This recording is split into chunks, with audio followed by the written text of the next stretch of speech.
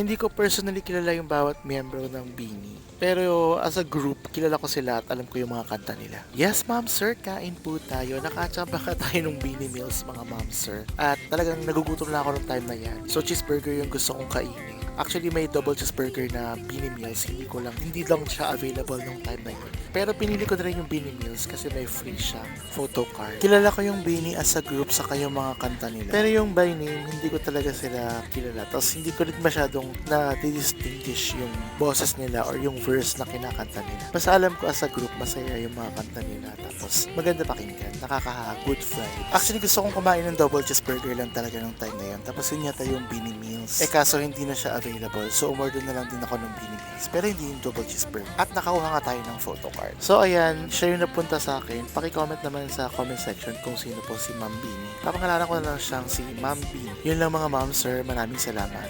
Enjoy!